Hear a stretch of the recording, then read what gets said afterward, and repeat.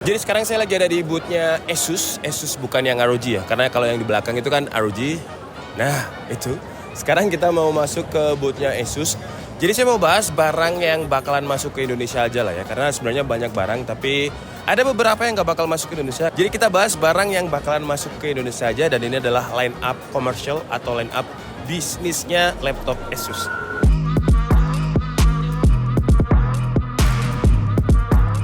Nah, kalau ini namanya adalah Asus ExpertBook yang kayaknya bakalan ya harusnya sih kuarter depan lah ya masuk ke Indonesia. Dan di sini ada namanya Expert B5 OLED ya. Jadi ini laptop di seri komersialnya Asus.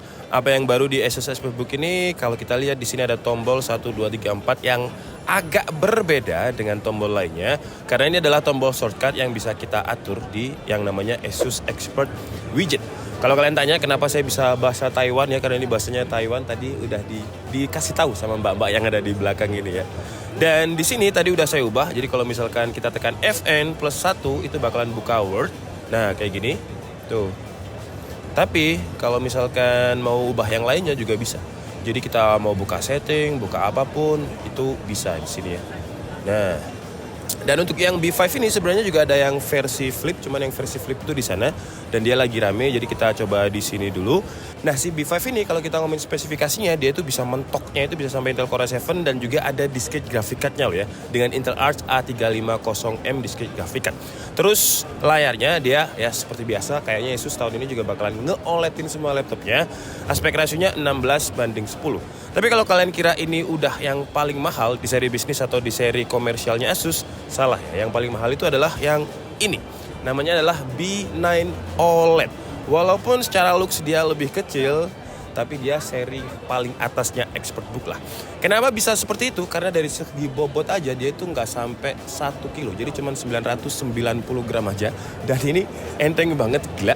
Perbedaannya kalau dibandingkan dengan yang lain, kalau kita lihat di bagian touchpad-nya ini, walaupun dia kecil, pertama touchpad-nya ini tetap lebar, dikasih lebar sama Asus, dan ada NFC-nya. Yang fungsinya tadi udah saya tanya NFC ini buat apa, sementara sih katanya kalau misalkan kita di perusahaan terus kita dapat kayak semacam ID card dan ID card tersebut ada NFC, jadi kita bisa tempelkan ID card tersebut ke NFC-nya terus dia bisa langsung login gitu ya. Tapi kalau misalkan perusahaannya belum ada ID card yang ada NFC, gimana dong? Aman ya, karena dia punya banyak banget fitur security. Jadi di kameranya ini ada IR kamera yang bisa langsung login ke Windows Hello. Di samping kanannya juga udah ada fingerprint. Terus ngomongin soal kameranya ini saya suka banget karena dia bening banget. Karena ini kan laptop bisnis ya, laptop komersial di mana kamera terus juga noise cancelling itu bener-bener diperhatikan.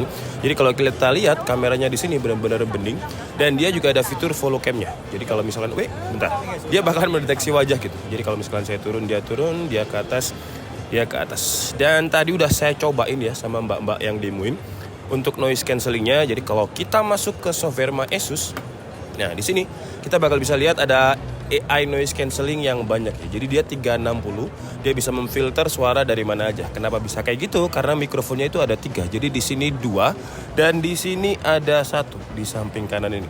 Tadi udah saya demoin juga suaranya, dan untuk padahal kita ini di Computex yang rame banget. Tom Sulung tolong shoot tuh. Rame banget dan suaranya nanti kita ganti pakai suara kamera lah ya. Kalian bisa ngerasain gimana ramenya. Dan hasilnya tadi ketika saya cobain sama mbaknya dengan fitur yang ini ya, yang cuma 1 suara ini. Jadi ini maksudnya dia memfilter suara dari kanan, kiri, dan atas dan fokus ke depan aja. Dan tadi udah saya coba, suaranya itu enak banget. Bukan enak sih ya, dia bisa ngeredus gitu. Walaupun ada ciri khas noise cancellingnya yang sengau-sengau gimana, tapi dia bisa keredus gitu. Jadi oke sih. Terus walaupun dia bobotnya cuma 990 gram, enteng banget, tapi dia solid. Jadi kalau kita ketok-ketok ini, dia solid. Karena dia pakai bahan yang namanya itu magnesium alloy. Jadi dia solid tapi ringan.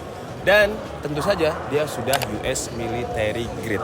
Nah, kalau ini yang versi paling murahnya ya. Jadi namanya adalah ExpertBook B1. Cuman kalau kita lihat di sini dia nggak ada shortcut yang kayak tadi, yang di kayak B5 dan juga B9. Tapi kalau secara form factor sebenarnya dia sama. Terus dia juga nggak ada IR kameranya ya, versi murahnya. Fingerprintnya ada nggak? Sorry, is it have fingerprint? Yeah, it has fingerprint, but this model. This model has support fingerprint, but this one didn't have. Jadi yang satu ini karena dia versi paling rendah, dia nggak ada fingerprintnya ya. If you choose the fingerprint one, it will show up here, and you can Oh. touch it here. But this one, Yeah. But the B9 is over here fingerprint. yeah, the for B9 is over here. It's Okay. on the power button. So depends on different model, we have different design. This is the cheapest one. Jadi dia nggak ada fingerprint dan dia nggak ada Face ID. Doesn't have Face ID. Yeah, for this one now it's already it's only HD camera. But if you Okay. choose the HDR one, then you can support Windows Hello okay. and use the Face ID.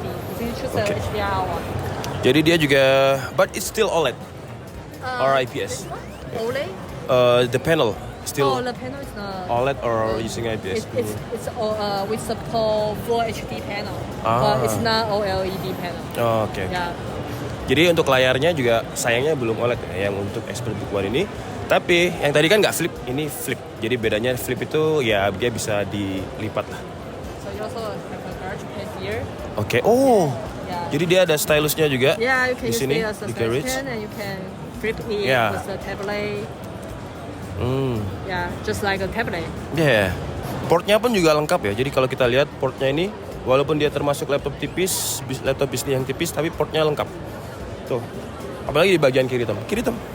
Nah, tuh di bagian kiri juga lengkap. Ada volume up and down-nya juga. Ada port untuk LAN juga. Lengkap. Jadi karena memang orang bisnis itu harus banyak port ya. Ya memang ada dongle atau converter, tapi kan repot. Balik kalau saya ini kartu ini aja udah hilang 3 kali nih. Tuh. Jadi tinggal satu ini terakhir. Nanti kalau misalkan hilang ya kita ngeprint lagi lah ya. Nah, ini ada kayak semacam showcase-nya. Is it B9? Yeah, this B9. And this one we want to show our test for the quality test. So this one is hinge test. It means we will test the hinge, like keep flip up and off. I think I'm here day 1 and right now day 4. It's still trying. Yeah, it's the keep. Yeah, it's Yeah. we use this one to show that ASUS have a strong hinge belief and structure. strong spec on the quality, including the hinge. We need to make sure when user use it will not be easily broken after you use it. Yeah. Okay. Ya, jadi Yeah. dia US military grade. Ya, jadi dia udah punya kayak semacam lisensi. Kalau Asus sekarang harusnya sih STD 810H ya. Jadi ini kayak showcase ini loh. Kita itu dibuka berapa kali pun gak bakal rusak. Bukanya pelan sih ya. Ini kalau saya yang buka, wak, nggak tahu lagi.